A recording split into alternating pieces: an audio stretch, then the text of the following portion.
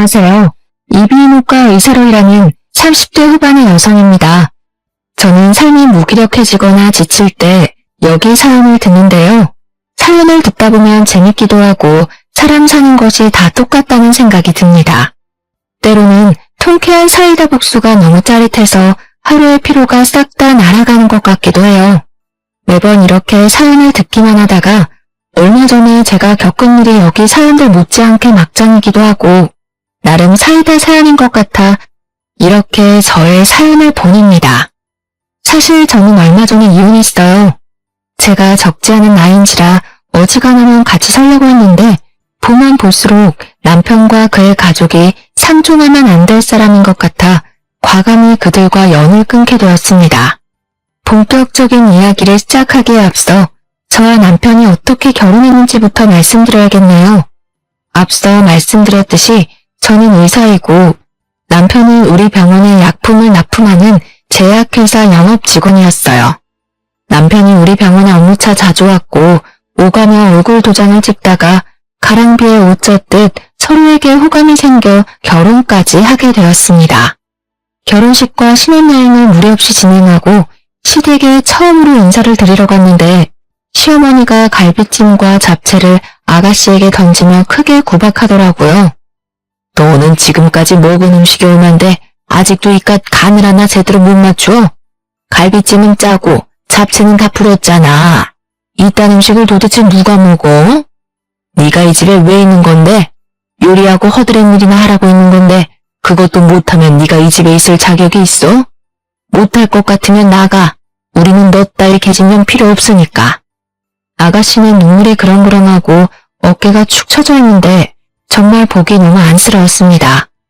시어머니는 호되게 아가씨를 혼내시다가 저와 남편을 보고는 순식간에 인자한 표정으로 바뀌셨어요. 우리 은우랑 선혜 왔니? 신혼여행은 어땠어? 재밌었니? 너네 온다고 쟤한테 음식 좀 해두라고 했더니 잡채랑 갈비찜을 이따위로 만들어놨단다. 에휴, 이를 어쩌면 좋니? 그냥 나가서 먹을까? 뭔지 쟤는 아직도 간을 못 맞추는 거야? 쟤는 도대체 언제쯤이나 설왕구실을 하려는지. 아니야 어머니, 아가씨가 음식을 이렇게 많이 장만했는데 다른 것들 먹으면 되죠. 그래 줄래? 우리 며느리는 의사 선생님인데도 참 배려심도 깊어. 이해해줘서 고맙다. 야, 너네 오빠 배고프니까 빨리 음식 차려와. 그리고 세아가, 너도 같이 가서 음식 준비 좀 하려무나. 너도 며느리니 이제 부엌살림도 해봐야지. 시어머니는 저에게는 아가씨처럼 날카롭게 말씀하시지는 않았지만 그래도 며느리면 당연히 시댁의 일을 해야 한다고 하셨습니다. 저 역시 시댁에서 가만히 있을 생각은 없었지만 아무리 그래도 오자마자 이런 식으로 부엌으로 보내버리니 기분이 썩 좋지는 않았어요. 제가 부엌에 있을 때도 시어머니는 아가씨를 끊임없이 구박했습니다. 그런 모습을 보며 언젠가 시어머니가 저한테도 저렇게 구박을 하지 않을까 하는 생각이 들었어요. 똑바로 좀 해 똑바로. 하여튼 손이 느려 터져서는 멍청한 년. 사실 상견례 때와 결혼식 때도 시어머니와 아가씨는 친해 보이지는 않았지만 아무리 그래도 자기 자식인데 이렇게까지 구박을 하는 게 이해가 가지 않았습니다. 저는 아가씨를 도와 어질러진 부엌을 대충 정리하고 상을 차린 후 밥을 먹으려고 자리에 앉았는데 아가씨는 식사하지 않더라고요. 제가 식사를 같이 하자고 권하니 아가씨는 속이 좋지 않다고 하며 방으로 들어가 버렸습니다. 내버려둬. 쟤는 원래 우리랑 같이 밥 안 먹어. 그래, 쟤는 신경 쓰지 말고 우리 세아가나 많이 먹어라. 입맛에 맞으려나 모르겠다. 갈비찜이랑 잡채도 없고 상이 너무 부실하구나. 시어머니는 상이 부실하다고 하며 걱정하셨지만 상 위에는 굴비에 밀푀유나베, 낙지볶음 등 음식이 한가득 차려 있었습니다. 이렇게 맛있는 음식이 많았지만 저는 아가씨가 신경 쓰여서 음식이 잘 넘어가지 않았어요. 그래서 제 앞에 놓인 밥그릇에 밥만 대충 비운 후 잠시 화장실에 간다고 하고 자리에서 일어났습니다. 그런데 아가씨 방에서 훌쩍이는 소리가 들리더라고요. 몰래 아가씨 방문을 열어보니 아가씨는 혼자 서럽게 울고 있었습니다. 거실에는 시어머니와 남편이 밥을 맛있게 먹고 있고 정작 그 음식들을 준비한 아가씨는 같이 식사를 하지도 못한 채 우는 이 모습이 이해가 되지 않았어요. 누가 봐도 시어머니와 남편이 아가씨를 따돌리고 구박하는 모습으로밖에 보이지 않았고 저는 이 상황이 너무 불편했습니다. 그렇게 식사를 마치고 집으로 가는 길에 남편에게 아가씨와 사이가 안 좋아 보이던데 무슨 일이 있느냐고 물었어요. 일은 무슨, 남매 사이가 다들 그렇지 뭐. 세상에 남매끼리 사이 좋은 집이 얼마나 된다고 그래. 남매 사이가 어색할 수는 있다고 보는데 아가씨와 너는 어색한 사이를 넘어서서 서로 원수처럼 생각하는 것 같아서. 솔직히 그렇잖아. 아가씨가 음식을 그렇게 많이 준비했는데 어머니나 너나 수고했다는 말은커녕 구박이나 하고 밥도 같이 안 먹고. 아까 아가씨 방에서 혼자 울었던 건 알아? 괜히 왜 또 울고 난리래? 하여튼 가지가지 한다 정말. 아무튼 별거 아니니까 신경 쓰지 마. 남편은 별일 아니라고 하며 저에게 무언가를 감추려고 하는 듯 보였습니다. 뭔가 이상함을 느낀 저는 다음날 병원에 출근하자마자 아가씨에게 점심때 같이 밥을 먹자고 연락했어요. 어제 음식을 너무 잘 먹어서 맛있는 음식을 대접하고 싶다면서요. 아가씨도 오후에 별다른 일이 없다며 만나자고 했고 그렇게 우리는 식당에서 만나 점심을 먹게 되었습니다. 밥을 먹으며 저는 아가씨에게 어제의 일을 물어보고 싶었는데 어떻게 말을 꺼내야 할지 모르겠더라고요. 그래서 괜히 눈치만 보고 있는데 아가씨가 저의 속마음을 알았는지 먼저 자신의 이야기를 꺼냈습니다. 어제 집에 와서 놀라셨죠?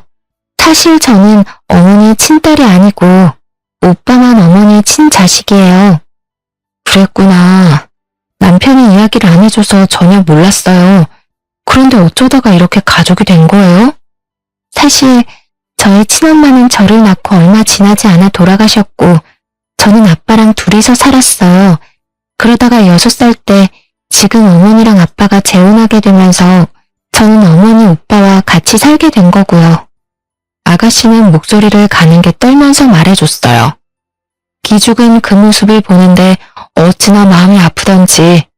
재혼 가정인 건 어느 정도 예상을 했지만 아가씨가 그동안 구박을 얼마나 당했을지 가늠이 안 가더라고요. 어머니랑 오빠는 아빠 없을 때 저를 그렇게 구박했어요. 아빠가 저만 예뻐하시고 항상 제게 모든 재산을 남겨주신다고 했거든요. 그래서인지 시어머니는 제게 밥도 안 주고 간식은 당연히 안 주고 한 달에 한 번씩은 제가 괜히 마음에 안 든다면서 저를 불빛이 들어오지 않는 창고에 가뒀고요. 오빠도 그 옆에서 저를 사람 취급도 하지 않았어요. 아가씨는 그 뒤로도 자신이 구박받았던 것들을 이야기하는데 남편도 가담했다는 게 너무 실망스러웠습니다. 결혼 전 제가 알던 사람이 아닌 것 같았어요. 사실 남편은 밖에서는 정말 친절하고 다정한 사람이었어요. 그런데 집에서는 시어머니와 함께 아가씨를 그렇게 구박하고 못살게 굴었다는데 처음에는 아가씨의 말이 쉽게 믿어지지 않았습니다.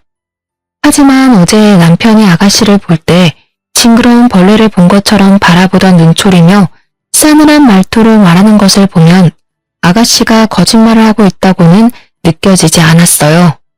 남편의 이런 이중적인 모습을 알게 된 후 제가 이런 사람과 평생을 함께할 수 있을까 하는 생각이 들었습니다. 아가씨와 대화를 나누면 나눌수록 저는 남편과 같이 살 수 없을 것 같았어요. 그래서 당장 갈라서고 싶었지만 결혼식 하루 전에 남편의 요구대로 혼인신고까지 마쳤고 무엇보다 아가씨의 상황을 다 알았는데 그냥 이혼하고 모른 척하면 제가 방관자가 되는 것 같은 생각이 들었습니다. 사실 제가 남들이 당하는 모습을 그냥 못 지나치는 성격이거든요. 부모님은 그러다가 큰일을 당할 수도 있으니 그냥 좀 있으라는데 제가 원래부터 그렇게 태어난 걸 어쩌겠습니까? 그래서 저는 훗날 남편과 이혼을 할 땐 하더라도 그 전에 아가씨를 이 집구석에서 무사히 탈출시켜야겠다고 마음먹었어요. 그런데 아가씨는 이제 성인인데 왜 그 집에 계속 계시는 거예요? 그냥 그 집에서 나가서 영 끊어버리면 되잖아요. 사실은 아빠가 살아계실 때 크게 사업을 하셔서 재산이 좀 많았거든요. 그리고 그 재산들은 다 저한테 준다고 입버릇처럼 말씀하셨어요. 게다가 아빠 장례식 날 아빠 친척들 말로는 제 앞으로 남겨주신 유산이 분명히 있다고 했어요. 아빠가 유언장도 쓰시고 증인까지 세워서 유언장 녹화를 했다는데 어머니는 재산 한 푼도 안 남겼다고만 하세요. 그 당시 저는 미성년자였고 아무런 힘이 없었거든요. 이대로 제가 이 집을 나가버리면 유산을 하나도 못 받게 될 것 같아서 유산을 찾을 때까지는 이 집에 계속 있으려고요. 아가씨의 말을 들으니 시어머니와 남편이 왜 그리 독하게 아가씨를 괴롭혔는지 이해가 되었습니다. 바로 아가씨가 받은 유산이 탐이 나서 그랬던 것이었어요. 하지만 이미 어릴 때부터 오랜 시간 동안 어머니와 남편의 구박 속에서 자라와서인지 아가씨는 그 모자 앞에서는 한마디도 못하고 당하기만 하는 말 그대로 약자였어요.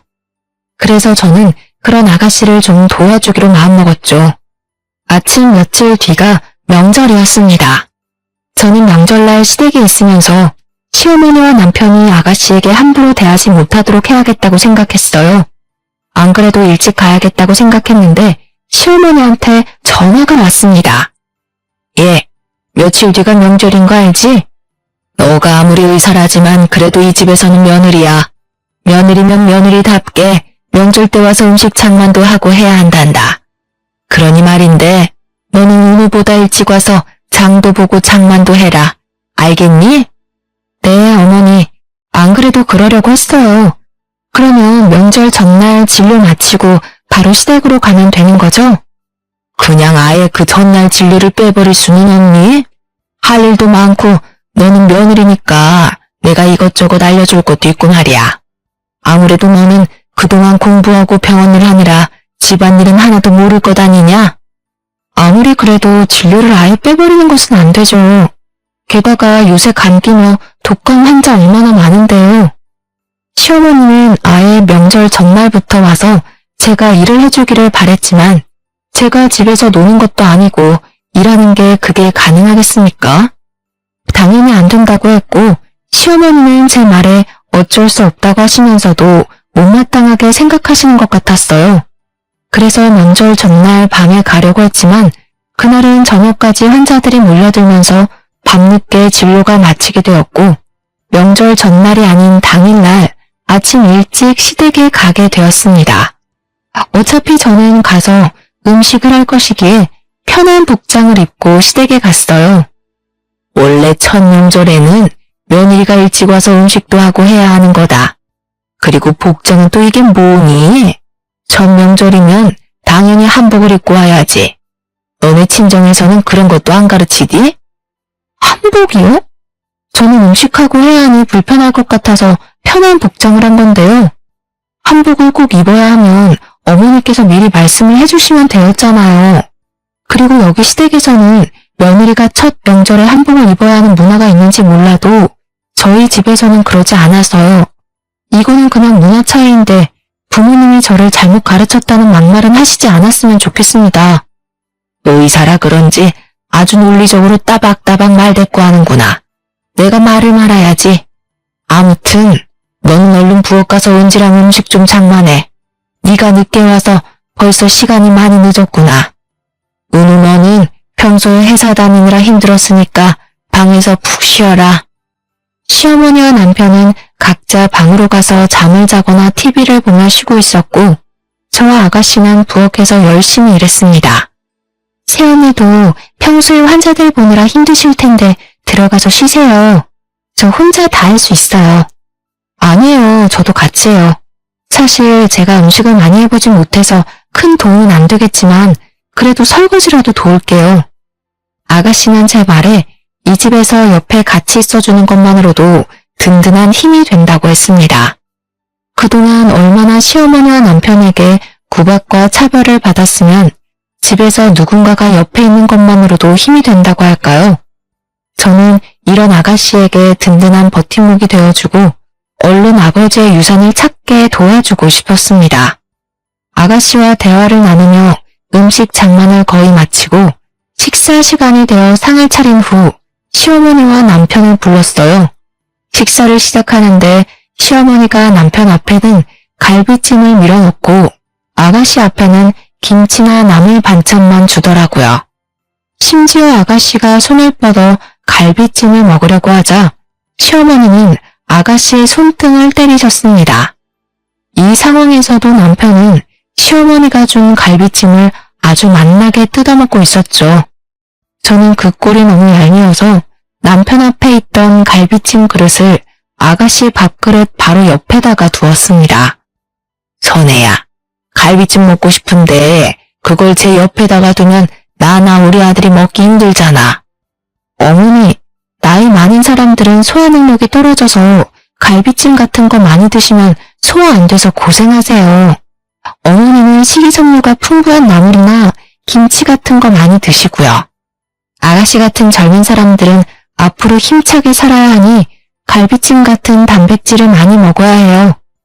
아무리 그래도 그렇지 우리 아들 은우도 젊은 사람인데 먹어야 할 것 아니냐. 게다가 은우는 너네 집 책임질 가장이야. 그러니 당연히 우리 아들이 잘 먹어야지. 저희 남편 회사 식당에서 엄청 잘 먹어요.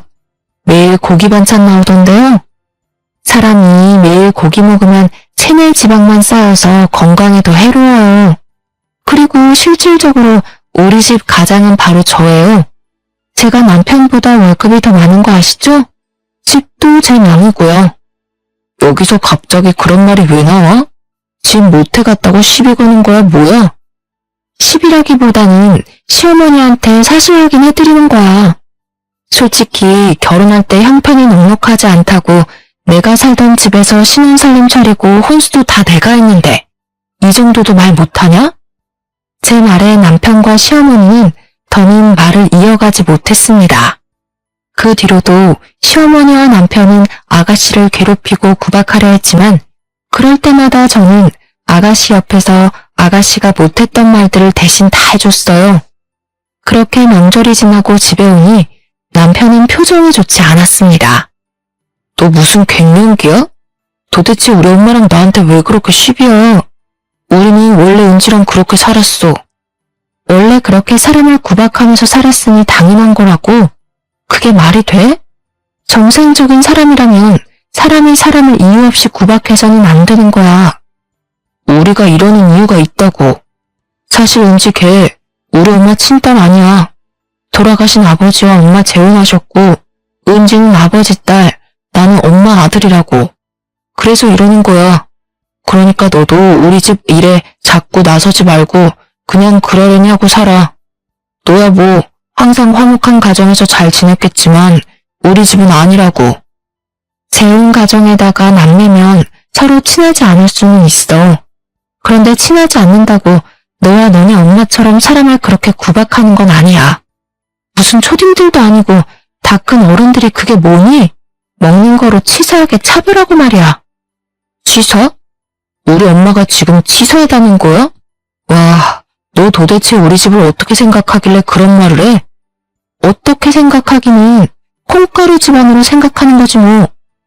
그날 남편과 저는 대판 싸웠고 그 뒤로도 계속 냉전 상태였습니다.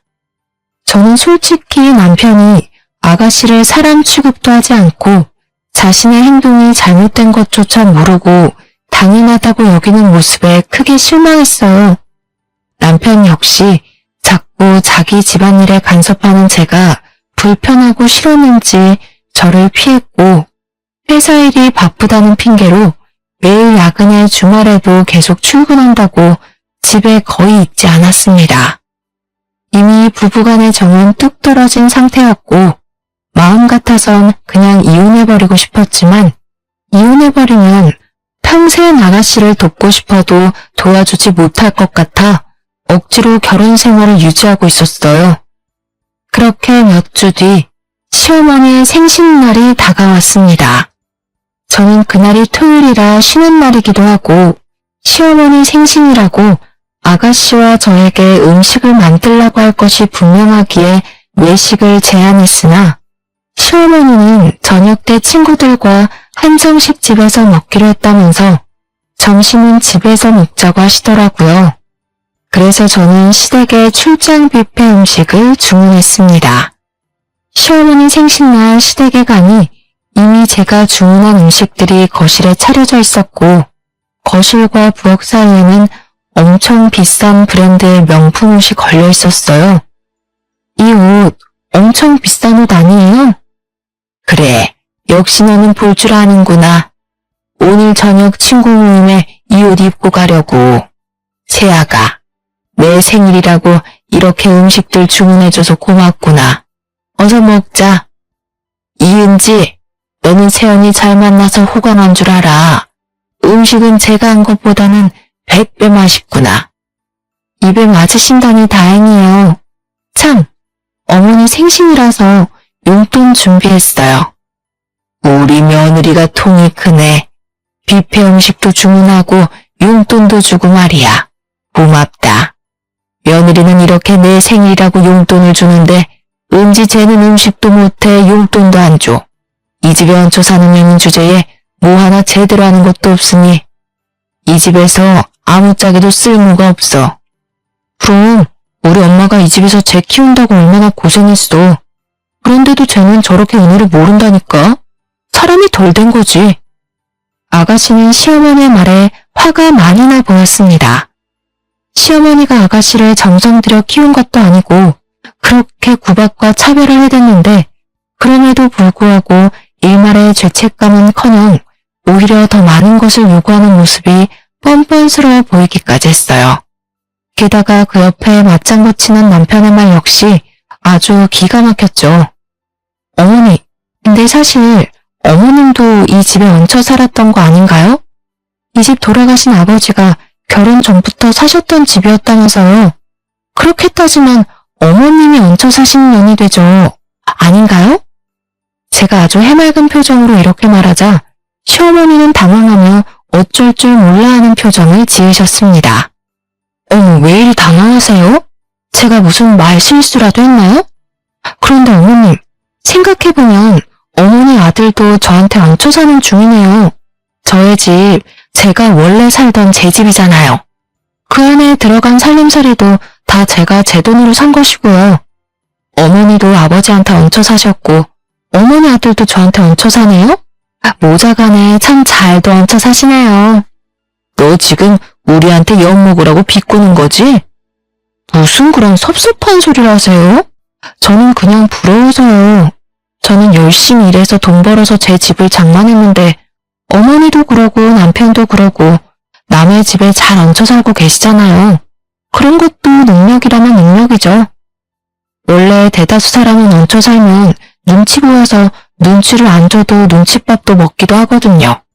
그런데 어머니도 그러고 남편도 그러고 둘 다 눈칫밥 먹지는 않는 것 같아서 대단하고 부러워서 그래요. 생일날 너랑 입씨름하고 싶지 않구나. 됐고 그냥 케이크나 먹자. 이은지, 너는 어느 정도 식사가 맞춰가면 눈치껏 케이크 좀 잘 나오고 해야지 어쩜 그렇게 애가 둔하니? 그동안 아가씨가 음식 차리고 하느라 고생하셨으니까 제가 케이크는 부엌 가서 잘 나올게요. 저는 자리에서 일어나 부엌으로 향했습니다. 부엌으로 향하는 길에는 저녁 때 입고 가신다던 어머니의 명품 옷이 걸려 있었고 아가씨가 이 명품 옷보다도 못한 대접을 받는다는 생각이 들었어요. 그 순간 저는 왠지 모르게 화가 치밀었고 저는 손이 미끄러진 척하면서 생일 케이크를 그대로 시어머니의 명품 옷에 내리 꽂아버렸습니다. 아이, 야! 그게 얼마짜리 옷인 줄 알아? 너 왜 여기다가 케이크를 던져? 내가 똑똑히 봤어. 어머, 죄송해요. 요새 환자들이 너무 많아서 그런지 가끔 손에 힘이 확 풀리더라고요. 그래서 그만 케이크를 놓쳐버렸네요. 조심 좀 하지 그랬어. 야, 이은지, 너 빨리 안 일어나? 일어나서 얼른 저거 잘 닦아. 얼룩 하나도 안 남게 손빨래 하라고. 오늘 저녁에 저 옷 입고 가야 하는데 어떻게 정말? 어머니, 제가 옷을 더럽혔잖아요. 그러니까 아가씨가 구조할 필요 없죠. 그리고 이거는 명품 옷이라서 세탁소에 맡겨야 할 것 같은데 제가 책임지고 세탁소에다가 깨끗이 드라이클닝 해달라고 할게요. 아, 그런데 여기 앞에 세탁소가 현금 장사를 하시더라고요. 그러니 아까 제가 드린 용돈 좀 다시 주시겠어요?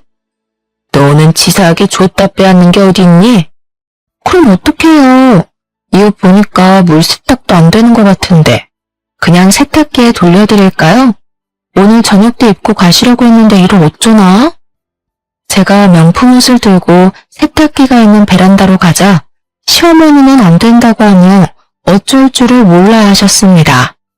결국 시어머니는 어쩔 수 없이 저에게 다시 돈을 건네셨고 저는 그 돈으로 단지 내 세탁소로 가서 시어머니 명품 옷을 드라이 맡겼어요. 그렇게 옷을 맡기고 다시 시댁에 갔는데 시댁에서는 시모와 남편은 화기애애하게 식사를 하고 있었고 아가씨는 제가 흘린 케이크를 혼자 닦고 있더라고요. 그 모습은 마치 어릴 때 읽었던 동화 콩쥐팥쥐의 한 장면 같았습니다. 야, 케이크 잘못 닦으면 미끄러운 거 알지? 힘줘서 팍팍 잘 닦아라. 내가 다 검사할 거야. 그래, 똑바로 좀 닦아. 너가 똑바로 안 닦아서 우리 엄마 다치면 나 너 진짜 가만 안 둔다. 이들의 대화를 듣고 있자니 화가 치밀어서 견딜 수가 없었습니다. 순간 아주 기발한 생각이 들었는데요. 어머니 오늘 생신이신데 제가 옷도 더럽히고 해서 죄송해요. 아까는 제가 말이 너무 심했죠? 그래서 말인데 제가 이 한도 무제한 카드 드릴 테니까 이 카드로 친구 모임에서 계산도 하시고 백화점 가셔서 원하는 것 마음껏 고르세요. 시어머니는 제가 건네준 카드를 아주 기쁘게 받으시며 외출 준비를 하셨습니다. 저와 아가씨는 같이 거실의 상을 치우고 시어머니는 친구 모임에 남편은 거래처 사람을 만난다며 늦게 올 것이라고 했어요. 저는 혼자 신혼집으로 돌아와 오랜만에 집 청소를 하고 있는데 시어머니한테 전화가 왔습니다. 새아가, 지금 나 뷔페에 와서 너가 준 카드로 결제하려는데 왜 결제가 안 되니? 결제가 안 돼요? 이상하다. 그런데 원래는 한정식 집에 가신다더니 뷔페에 가셨어요? 혹시 금액이 얼마나 나왔어요? 친구들이 내 생일 축하해준다고 왔는데 어떻게 그냥 한정식 집에 가니? 너가 마침 카드도 줬으니 그냥 여기 뷔페로 왔지. 지금 금액은 200만 원 가까이 나왔는데 설마 이 카드 한도가 있는 거니? 시어머니는 제가 드린 카드를 들고 친구들을 불러서 인당 20만 원이나 되는 호텔 뷔페를 가셨더라고요. 분명히 카드를 받기 전에는 한정식 집에 가신다고 해놓고서는요. 참 뻔뻔하기도 하죠. 사실은 신모에게 쥐어준 카드는 제가 이전에 잃어버려서 분실 신고를 해놓은 카드였어요. 제가 단골 식당에 놓고 가서 분실 신고를 했는데 바빠서 취소 신청을 하지 못한 거죠. 선심 쓰듯 드렸더니 이렇게 펑펑 쓸 줄 누가 알았겠어요. 어머니, 사실 그거 정지된 카드예요. 그리고 아무리 며느리한테 한도 무제한 카드를 받아도 그렇지 어떻게 그 비싼 뷔페를 갈 생각을 다 하셨어요? 대부분 어머니는 자식들이나 며느리가 카드를 줘도 아까워서 잘 못 쓰시던데. 뭐? 너가 어떻게 이 시애미를 물을 먹일 수가 있어? 내가 친구들 앞에서 얼마나 쪽팔리는지 알아? 지금 200만 원 나온 거 이거 어떻게 하라고? 지금 네가 와서 결제를 하던가. 아유 쪽팔려. 내가 돈 내기로 했단 말이야. 제가 왜요? 저는 그 음식 먹어보지도 않는데 왜 내야 해요? 그리고 지금 저 우리 집 대청소 중이라 못 나갑니다. 어머니 아들 부르시든지 하시고요. 전 전화 끊습니다. 저는 전화를 끊고 한참을 배꼽 잡고 웃었습니다. 사실 시어머니가 저한테는 크게 뭐라고 하신 적은 없지만 은근히 저를 구박하셨기에 시간이 흐르면 아가씨에게 했던 것처럼 저에게도 당연히 그럴 수 있다는 생각을 항상 갖고 있었어요. 게다가 남들이 있을 때는 좋은 엄마인 척하면서 집에서는 아가씨를 그렇게 못 잡아먹어서 안달인 모습을 보며 저도 모르게 좋지 않은 감정이 쌓여 있었죠. 그래서인지 시어머니가 이렇게 쩔쩔매는 모습을 상상하니 왠지 모르게 참 통쾌했어요. 그렇게 한참을 웃다가 다시 청소를 시작하려는데 거실 소파 구석에서 비디오 테이프를 하나 발견했습니다. 생각해보니 저번에 제가 집에 늦게 왔을 때 남편이 소파 밑에서 무언가를 몰래 하다가 깜짝 놀라던데 그때 남편이 이 비디오 테이프를 숨겼나 봐요. 비디오 테이프의 겉면에는 아가씨의 이름이 적혀 있었고 저는 직감적으로 이 안에 아주 중요한 내용이 있을 것 같다는 생각이 들었습니다. 그래서 비디오 테이프를 영상 파일로 복원해주는 업체를 찾아 복원을 의뢰했어요. 며칠 뒤 복원된 영상 파일이 담긴 USB가 제 병원으로 도착했고 영상 파일을 열어보니 사진으로만 봤던 돌아가신 시아버지가 나왔습니다. 영상 속의 시아버지는 모든 재산을 아가씨한테만 물려준다는 유언이 녹화되어 있었어요. 저는 영상을 다 보자마자 바로 아가씨한테 전화를 걸었습니다. 아가씨, 놀라지 말고 들어요. 사실 우리 집에서 오래된 비디오 테이프를 하나 발견했는데 테이프 겉면에 아가씨 이름이 적혀 있더라고요. 뭔가 중요한 것 같아서 영상 복원을 의뢰해서 지금 제가 먼저 봤는데 아가씨 아버지의 영상이었어요. 태연님, 그 테이프 찾으셨어요? 사실 얼마 전에 어머니랑 오빠가 아버지의 유언에 관해 대화하는 내용을 얼핏 들었는데 분명 오빠가 어디에다가 뒀다고 했는데 제가 집에서 찾지를 못했거든요. 우리 집에 두면 제가 쉽게 찾을 것 같아서 일부러 언니 집에 뒀나 봐요. 그래서 이게 우리 집에 있었구나. 그래도 잘 됐어요. 제가 먼저 보고 영상 파일도 복원했으니까요. 우리 얼른 변호사 사무실에 가봐요. 오늘 제가 일찍 퇴근할 수 있는데 오후에 잠깐 만날 수 있어요? 태연니, 너무 감사해요. 언니는 저의 은인이세요. 그럼 이따가 오후에 봬요. 그날 오후 아가씨와 저는 약속한 장소에서 만나 바로 변호사 사무실을 찾았습니다. 변호사는 시아버지의 영상 파일을 보더니 유언의 형식을 아주 잘 갖춰서 녹화하셔서 유언의 효력이 있다고 하셨어요. 게다가 유산 상속의 공소시효가 10년밖에 안 되는데 시아버지가 돌아가신 지 9년째라서 유산 상속 소송도 충분히 가능하다고 하셨습니다. 1년만 더 늦게 발견했으면 공시시효가 끝나 소송도 걸어보지 못하게 될 뻔했는데 정말 다행이었어요. 아가씨는 당연히 시어머니와 남편을 상대로 소송을 진행했습니다. 다음날 환자들을 진료하며 정신없는데 밖에서 아주 시끄러운 소리가 들려 나가보니 시어머니가 와 계셨어요. 시어머니는 저를 보자마자 제 머리채를 잡아 뜯으려고 하셨습니다.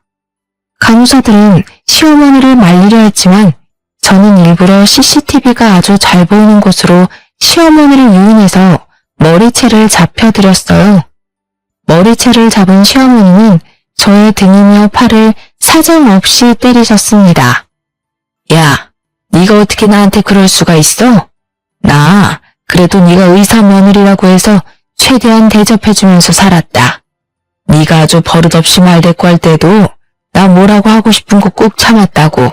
내가 그렇게 널 아꼈는데 이은지 그 개집년이 뭐라고 어떻게 내 뒤통수를 쳐? 너 이은지한테 유산 상속 소송 걸라고 부추겼다면서? 어쩜 이렇게 은혜를 원수로 갚아? 네가 그러고도 사람이야? 어머님, 저 이렇게 때리시면 폭행죄로 위자료 청구할 건데 괜찮으세요? 저 이래봬도 의사라서 이 정도 폭행이면 전치 10주 진단서도 충분히 끊을 수 있는데 변호사님께 연락을 드려봐야겠어요. 지금 저 CCTV로 폭행에 대한 증거도 충분히 찍힌 것 같은데. 시어머니는 제 말에 멈칫하시더니 CCTV를 한번 보고 손을 내리셨습니다. 일단 사람들이 보는 눈도 있고 해서 시어머니는 집으로 돌아가셨어요. 그날 퇴근 후 집에 갔는데 웬일로 남편이 일찍 퇴근했더라고요. 저는 평소처럼 남편을 무시하고 제 방으로 들어갔더니 남편이 쫓아 들어왔습니다. 나랑 얘기 좀 해. 그래, 솔직히 말해서 우리 은지 걔 재산 탐이 났어. 그래서 그동안 은지 쫓아내려고 구박 좀 했다. 1년만 더 버티면 그 재산 상속 소송도 걸 수 없다면서 그냥 1년만 네가 모른 척하면서 우리 엄마랑 잘 좀 지내면 안 돼? 그럼 우리가 유산 일부는 너한테 따로 줄게. 그러니까 은지한테 잘 말해서 유산 상속 소송 취하 좀 시켜주라. 응? 부탁이다. 무슨 말도 안 되는 소리를 해? 나는 너네 엄마랑 잘 지낼 마음 눈꼽만큼도 없고 너랑도 잘 지낼 마음 없어. 그러니까 내 집에서 나가. 그냥 썩 꺼지라고. 저는 남편을 제 집에서 쫓아내고 현관의 비밀번호도 바꿔버렸습니다.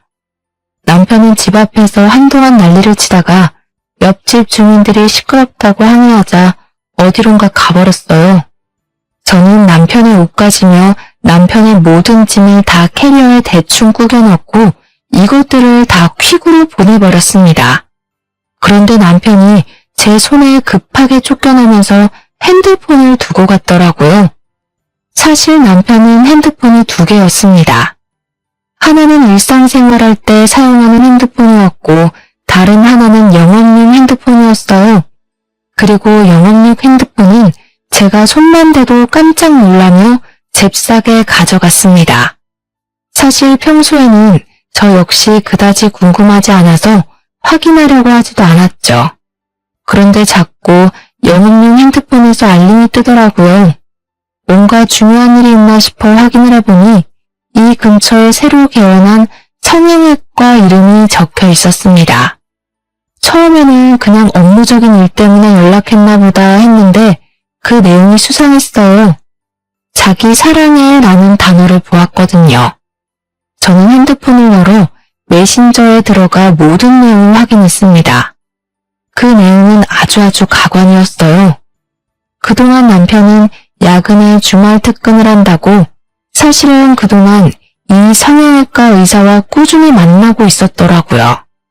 게다가 남편이 얼마 전에 영업팀 팀장이 되었다고 하던데 알고 보니 여기 성형외과 의사와 불륜을 저지르며 약품을 더 많이 납품할 수 있었고 이것이 실적으로 인정되어 영업팀 팀장이 된 것이었습니다. 게다가 더 어이없는 것은 이 의사도 남편과 자식이 있는 유부녀였더라고요.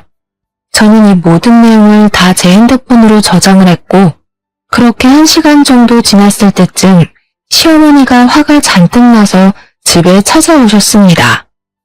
야, 이럴 거면 그냥 이혼해. 나라고 너같이 싸가지 없고 개념을 밥 말아먹는 년을 며느리로 받아들이는 게 쉬운 줄 알아? 그리고 어디서 지금 내 아들을 쫓아내? 이게 어디서 못된 것만 배워서? 어머니, 저 안 그래도 이혼하려고 했어요. 그런데 아무래도 소송을 좀 해야 할 것 같네요. 위자료 두둑히 준비해 두세요. 마음 준비도 단단히 하시고요. 저는 시어머니를 우리 집에서 내보냈고 그렇게 저와 남편은 별거를 시작했습니다. 어차피 저는 남편이 없는 것처럼 생활했기에 불편한 점은 하나 없이 아주 편하게 지냈어요. 그렇게 한 달이나 지났으려나요? 병원에 있는데 남편에게 전화가 왔습니다. 도미야, 나 이제 우리 엄마랑 연 끊었어. 그러니까 우리 다시 살자. 아직 우리 서류 정리도 안 했으니까 그냥 다시 예전처럼 너 집에 내가 들어가기만 하면 되잖아. 갑자기 그게 무슨 소리야? 갑자기 어머니랑 연을 왜 끊었어? 사실 어머니가 은지를 너무 못살게 구는 것 같아서 내가 어머니 재산 다 들고 도망쳤어. 어머니한테 잘하는 척하면서 다 내 명의로 빼돌려놨으니까 이제 나 부자야. 우리 그러니까 다시 같이 합치자. 응? 엄마가 더는 너한테 뭐 못하도록 내가 잘 막을게. 그래? 잘했네. 그럼 이제 그 재산 다 나한테 가져오면 되겠네. 응? 우리 그럼 이제 합치는 거지? 합쳐? 합치기는 뭘 합쳐? 너 새로 개원한 성형외과 의사랑 불륜 저지르고 다녔더라. 내가 이 사실 알면서도 바로 너랑 이혼 안 한 이유가 뭔지 알아? 너한테 소송 때려서 위자료 받으려고. 네가 돈 생길 때까지 참은 거야, 이 멍청아. 만약에 내가 소송 걸었는데 돈 없다고 배째면 어떡하니? 이제 너한테 마음 놓고 이혼 소송 걸 수 있겠다. 고마워, 알려줘서. 저는 그날 바로 변호사 사무실을 찾아가 남편에게는 이혼 소송을, 성형외과 의사에게는 상간녀 소송을 진행했습니다. 그리고 동네 맘카페에도 익명의 힘을 빌려 성형외과 의사가 유부녀인데 제약회사 다니는 남자 직원과 불륜을 저지른다고도 글을 올렸어요. 게다가 시어머니는 제 병원에서 저의 뺨도 때리고 머리채도 잡았잖아요. 시어머니한테도 폭행죄로 소송을 걸었습니다. 당연히 저의 모든 증거가 아주 유용하게 사용되어서 남편과 이혼하고 저는 위자료를 두둑히 받았습니다. 남편은 당연히 자기가 다니던 회사에 소문이 쫙 나서 자연스럽게 잘리게 되었고, 성형외과 역시 동네에 소문이 쫙 퍼져서인지 어느 날 가보니 문을 닫았더라고요. 아가씨 역시 유산 상속 소송에서 승소하여 아버지의 유산을 받을 수 있었습니다. 이렇게 모든 것이 제자리로 돌아온 후 아가씨가 잠시 저에게 만나자고 연락이 왔어요. 새언니 덕에 제 모든 것을 찾았어요. 새언니가 저를 모른 척하지 않고 도와주셔서 꼭 이 은혜 갚고 싶어서 그런데 오피스텔 하나 선물로 드려도 될까요? 아니요. 제가 뭘 도와준 게 있다고. 그냥 제 성격이 조금 유별나고 여기저기 참견 많이 하고 다니는 성격이라 그런 거예요. 제가 원래 좀 불의를 참지 못하는 그런 성격이거든요. 그래서 학교 다닐 때도 누가 왕따 시키면 가만두지 않았어요. 아무튼 아가씨 모든 것을 다 찾아서 다행이에요. 이제 그 돈으로 아가씨 공부도 하고 대학도 가고 멋진 남자도 만나서 결혼도 하고 해요. 저는 아가씨의 제안이 너무 부담스러워서 거절했습니다.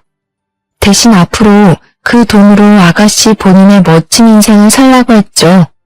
그렇게 한 일주일이 지났을까요? 갑자기 우리 병원 건물주가 바뀌었는데 제 병원은 월세를 받지 않겠다고 연락이 왔습니다. 알고 봤더니 아가씨가 우리 병원 상가를 유선으로 산 거예요. 아가씨 말로는 상가에 투자 좀 해보고 싶어서 샀다고는 했는데 사실은 저한테 무료로 임대하려고 했던 것이었습니다. 저는 그런 아가씨의 마음에 너무 고마웠고 그 뒤로 아가씨와 지금까지 친자매처럼 잘 지내고 있어요. 그리고 아가씨는 얼마 전에 대학교 간호학과에 입학했어요. 제 병원에 취업해서 같이 일을 하고 싶다고 하면서요. 아가씨는 오랜만에 하는 공부가 힘들기는 하지만 그래도 아가씨가 원래 공부를 잘해서인지 학교 생활에 잘 적응하고 입학할 때 장학금까지 받았답니다. 남편과 시어머니는 저와 아가씨의 소송으로 모든 재산을 다 털린 후 지금은 집도 없고 직장도 없고 거지가 되어 찜질방을 전전하고 다니고 있습니다. 사실 제가 결혼하고 시댁과 싸우며 참 힘들기도 하고 결혼을 후회했는데 그래도 그 힘든 과정을 지나고 나니 아가씨라는 너무 마음씨도 착하고 멋진 동생을 만나게 된 것 같아 다행이라는 생각이 들어요. 이렇게 만나게 된 인연의 끈을 놓지 않고 죽을 때까지 친자매처럼 서로 연락하고 함께 살아가 보려고 합니다. 저의 이야기 어떠셨나요? 글솜씨가 부족해서 이해가 잘 안 되는 부분이 있다 하더라도 너그럽게 이해해 주시고 재밌게 들어주셨으면 좋겠습니다. 요새 날씨가 일교차가 커서 감기 환자가 많네요. 다들 건강에 유의하시고 그럼 오늘 남은 하루도 행복하게 보내세요. 감사합니다.